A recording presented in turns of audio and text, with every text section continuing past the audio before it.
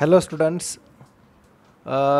आज के टॉपिक में हम लोग सीखेंगे कि एक्सेल के अंदर सैलरी शीट कैसे बनाते हैं। सैलरी शीट बनाने के लिए मैंने यहाँ पे पहले कुछ हेडिंग्स ली है, जिसके अंदर यहाँ पे पहला एम्प्लॉयज़ का नाम, नेक्स्ट है उनका जो उनकी बेसिक सैलरी मैं उनको दे रहा हूँ, दैट इज़ बेसिक सैलरी।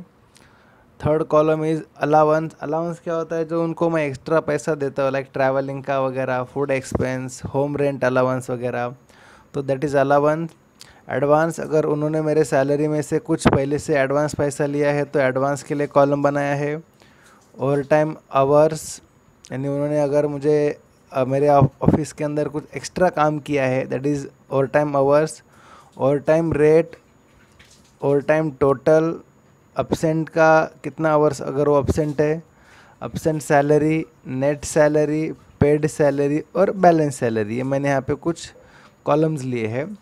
तो उसके अंदर समझो मेरे यहाँ पे पहला एम्प्लॉई है, समझो मिस्टर ए, उसकी समझो मंथली बेसिक सैलरी है समझो 18,500। उसने अलाउंस, उसको अलाउंस मिलता है समझो 3,000 का। उसने सपोज सैलरी होने के पहले कुछ एडवांस पेमेंट लिया था मेरे से, दैट इज़ 7,000। अगर उसने एक्स्ट्रा आवर्स काम किया है तो एक्स्ट्रा आवर्स है समझो उसके 18 आवर्स एक्स्ट्रा आवर्स है। अभी यहाँ पे हम लोग को उसका ओवर टाइम रेट निकालना है। ओवर टाइम रेट मतलब होता है कि सैलरी पर आवर्स। तो सैलरी पर आवर्स निकालने के लिए यहाँ पे हम लोग को फॉर्मूला डालना पड़ेगा।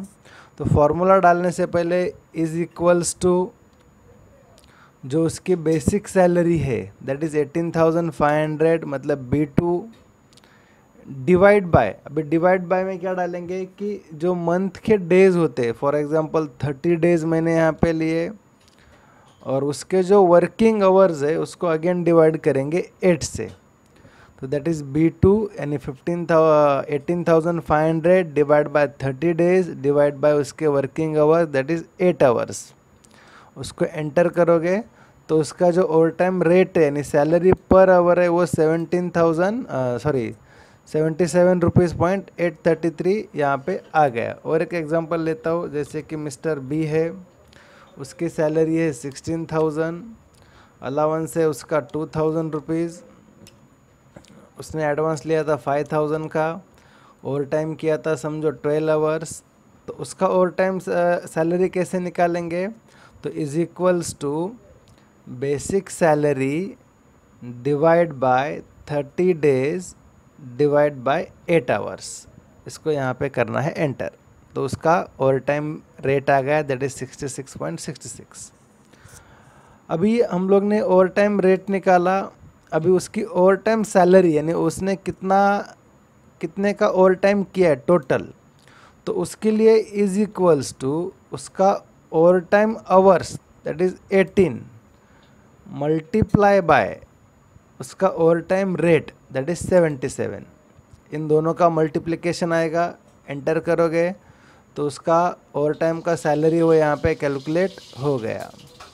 अगेन यहाँ पे इसका भी एक बार बता देता हूँ, इज इक्वल्स टू उसका over time hours multiply by over time rate, enter करोगे तो उसकी भी ओवर टाइम की सैलरी यहाँ पे आ गई। अभी बाय चांस सपोज़ किसी रीज़न से वो मेरा एम्प्लॉय कुछ आवर्स के लिए अब्सेंट रहता है, महीने के अंदर समझो वो 6 आवर्स अब्सेंट था और ये समझो 9 आवर्स अब्सेंट था, तो अब्सेंट सैलरी कैसे कैलकुलेट होगी, तो फॉर्मूला में ध्यान दीजिए, इज इक्वल्स टू उसका ओवर टाइम रेट यानी उसका per hour salary multiply by कितना आवर्स अब्सेंट था टोटल 6 आवर्स। तो इन दोनों का मल्टीप्लिकेशन आएगा, उसको एंटर करो।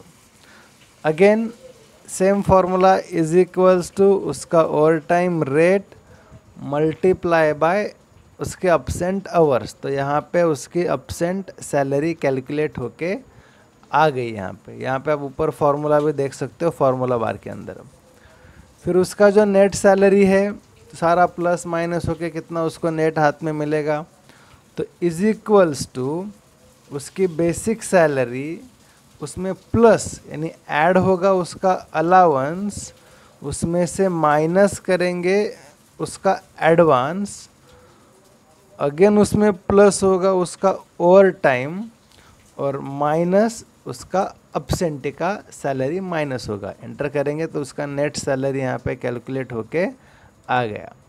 वापस एक बार देखेंगे, is equals to basic salary plus allowance minus advance plus over time salary minus absent. यहाँ पे करेंगे एंटर। यहाँ पे आप ऊपर फॉर्मूला भी देख सकते हो, यहाँ पे फॉर्मूला बार में। उसके बाद सपोज उसको कंपनी ने पेड किया है 15,000 और इसको पेड किया है समझो 13,000, तो उसका बैलेंस कितना बचेगा? तो इज इक्वल्स टू उसकी net salary minus paid salary. Enter करोगे तो उसका बैलेंस यहाँ पे बैलेंस सैलरी कैलकुलेट होके यहाँ पे आ गई। Okay, is equals to net salary minus paid salary. यहाँ पे एंटर करेंगे तो यहाँ पे आ गया। और एक एग्जांपल लेते हैं यहाँ पे कि समझो मिस्टर सी है, उसकी सैलरी है 21,000, उसको अलाउंस मिलता है समझो 2,500, एडवांस लिया था उसने 4,500, उसने ओवर टाइम किया था समझो 19 आवर्स। तो उसका ओवर टाइम रेट कैलकुलेट करने के लिए is equals to basic salary divide by 30 days divide by 8 hours. अगर किसी महीने में 31 डेज है तो 30 डेज की जगह पे आप 31 भी डाल सकते हो यहाँ पे। उसको करो यहाँ पे एंटर। दोस्तों ये वीडियो पूरा देखोगे तो आपको सारी सैलरी शीट समझ में आएगी। अगर ये वीडियो आधे में छोड़ दोगे तो आपको सैलरी शीट प्रॉपर समझ में नहीं आएगी। तो पूरी सैलरी समझने के लिए आपको पूरा वीडियो देखना ज़रूरी है यहाँ पे। नेक्स्ट है उसका ओवर टाइम टोटल। तो इज इक्वल्स टू उसने कितना आवर्स काम किया था, दैट इज़ 19 आवर्स, और मल्टीप्लाई बाय उसका पर आवर का रेट, उसको करेंगे एक्सेप्ट यहाँ पे। फिर वो अब्सेंट था समझो 12 आवर्स अब्सेंट था, तो इज इक्वल्स टू उसका over time rate into 12 hours, यानी उसकी अब्सेंट सैलरी भी यहाँ पे कैलकुलेट होके आ गई। नेट सैलरी के लिए क्या फार्मूला था? इज इक्वल्स टू उसका बेसिक सैलरी प्लस अलाउंस जो उसको एक्स्ट्रा मिलता है उसमें से माइनस करेंगे उसका एडवांस, प्लस ऐड होगा ओवर टाइम, उसमें से माइनस करेंगे उसकी अब्सेंट की सैलरी। एंटर। तो यहाँ पे उसका टोटल नेट सैलरी आ गया।